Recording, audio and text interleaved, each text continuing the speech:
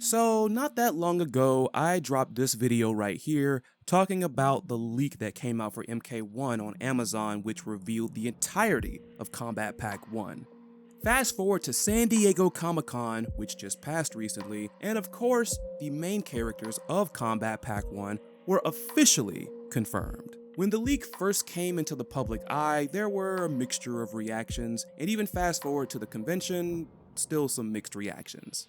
You see the title, let's talk about it. Did NRS already go overboard with guest characters in MK1? Now, before I go on any further, for those of you that are new to the channel, first of all, thanks for watching. Glad to have you. Second of all, for those of you who are unaware of my personal thoughts about Combat Pack 1, overall, it's a shrug for me, honestly. Like, none of my top favorite Mortal Kombat characters are in this pass. Like, the only character I feel any semblance of hype over seeing in this Combat Pack is Takeda. That's really it. Do I hate any of the other 5 characters? No, it's just I'm kind of just shrugging right now, really. I'm not really crazy about Quan Chi or Ermac, and I'm only somewhat familiar with the guest characters in this combat pack, but this is gonna be one of those situations where I might change my mind once I see the gameplay. With that being said, there are some people that think it might have been a little too soon for guest characters in this game. I think there are strong and convincing arguments for both sides, and I'm just gonna go over a little bit of both of them and just give my closing thoughts at the end. Now, regardless of how anyone might feel about these characters, I think we can all, for the most part, agree that these 3 characters are obviously going to be a draw for this game. It's not like they picked 3 random characters just out of nowhere. Even for someone like me that does not watch a lot of TV at all. I have friends that tell me about the series that they're watching all the time. And if there was any 2 series that I heard about more than most others over the past couple of years, it's been The Boys and it's been Invincible. Speaking of Invincible, it is very interesting how at San Diego Comic-Con, where we got all this news from Mortal Kombat 1, Invincible had its Season 2 release date announced that very same weekend. From what I could tell, this is also the case when it comes to The Boys and Peacemaker, although unlike Invincible, there has been no date set in stone for them.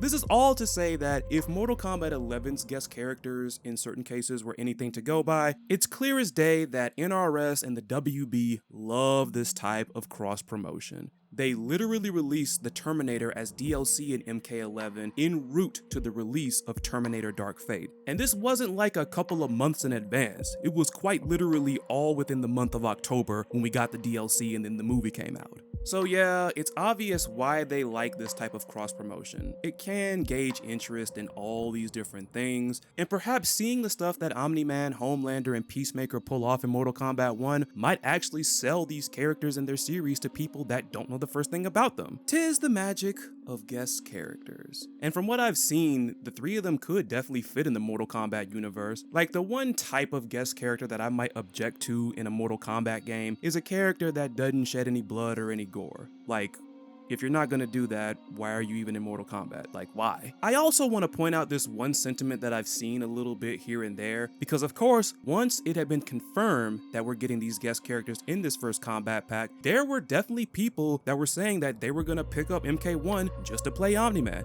just to play Homelander, just to play Peacemaker. And in reaction to that, you have what I assume to be more hardcore fighting game fans saying stuff like, people that think like you are part of the problem. Huh? Really?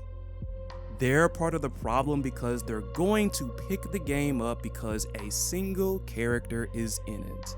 Are we gonna sit right here and act like this here is not a sentiment that many other fighting game fans have had before? I'm not gonna say it's everybody, but I'm at least confident in saying that at the very least, 95% of the fighting game fandom has espoused this particular sentiment before. You wanna know how I know that? Because all of us have favorite characters. We have those characters we don't like, we have those that we think are alright, they're cool, then we have our top of the line favorites. If you are a fighting game fan and you're talking down to people that saw Peacemaker or Omni-Man or Homelander in the freaking trailer and said, okay, I'm actually gonna buy MK1, more than likely you're being hypocritical, because at one point or another, you've thought and said that exact same thing in regards to a game. Obviously not everybody, but most of you have before. Admit it. Shifting more over into arguing against the inclusion of these guest characters, one point that I hear brought up constantly is the fact that Omni-Man and Homelander, one way or another, are basically wasted slots because they basically have the same powers. And while that notion does hold water, at the same time, especially those of you who have been longtime hardcore fighting game fans, are you telling me that you haven't seen a fighting game have characters that use similar powers but they play and fight quite differently? And yes, I know we've had clone characters over many years, and I get that, but you're telling me that we've never had an instance where there have been characters with similar powers that fought quite differently? It's happened before. Now, the ball is still in the court of NRS to pull it off though. Only time will tell if they'll do it, but I'm pretty confident they will. The best argument that I've seen against the inclusion of these guest characters in MK1 is the notion that NRS should have spent more time exploring and building up and featuring their original characters. As much as I tire of the rhetoric of, oh, so many characters in this series and you pick this, at least in this particular context, I get it. The storyline of Mortal Kombat 1 is basically meant to be a whole new world of sorts. I mean, look at all the drastic changes from the original timeline. We now have Kuai Liang as Scorpion.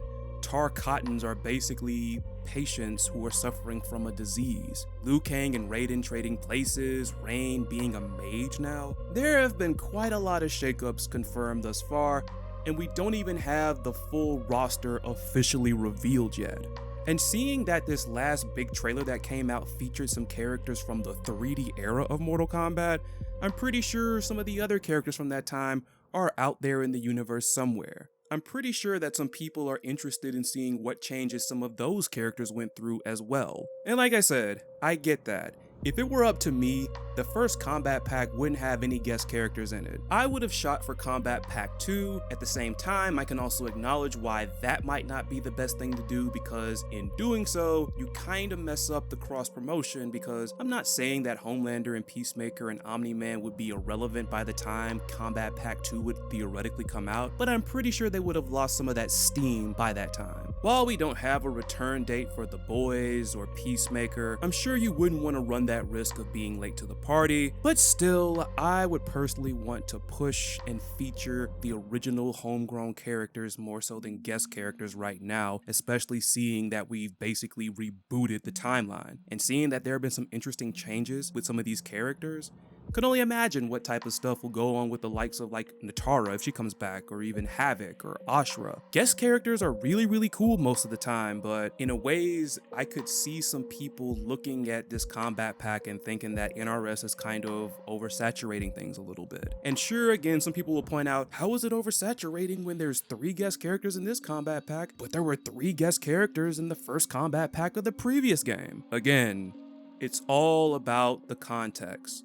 While time travel was one of the biggest elements of the MK11 storyline, there wasn't really like a reboot to where so much stuff has changed and you want to explore stuff. It's a different scenario. You would think after starting over, you would actually work on your original characters rather than bring in some guests. MK1 will be the 4th consecutive mainline Mortal Kombat game to feature guest characters. It's safe to say that ever since MK9, NRS has been enjoying their ride on the guest character train. And if Mortal Kombat 11 is anything to go by, and I'm pretty sure some people aren't gonna like that I'm gonna say this, but I don't think it's gonna stop in MK1 with Combat Pack 1. Combat Pack 2 is gonna have some guest characters in it. Maybe fewer than this one, but I'm pretty sure they're still gonna be there. In closing, like I said earlier, I am not really that crazy for Combat Pack 1, but also, there's a chance that I'll change my mind upon seeing the gameplay. In regards to their inclusion, again, it's easy cross-promotion. These are 3 characters that are a good fit for Mortal Kombat, they're quite popular, and they have highly anticipated series that are set to return in the near future. On the other hand, I also agree with the notion that NRS could have spent more time focusing on and building up their original characters in their brand new timeline. This is a whole new timeline with a lot of changes, so people are going to be curious about what some of the other characters are going through right now and how they might have changed. Not to mention that the reveals of Li Mei and Tanya may signal that we will get more 3D era Mortal Kombat characters, and as polarizing as that period was for this franchise, there are some characters from that period that many fans would definitely love to see make a return. return. But anyways, those are just my thoughts. What do you think? Do you think it was too soon to bring in guest characters in Mortal Kombat 1? Are you cool with the guest characters? Let me know below, and until next time, I am Chris Lotus, signing off. You all take care of yourselves, be safe out there, be cool to each other, and stay cool by staying hydrated in the heat. See ya.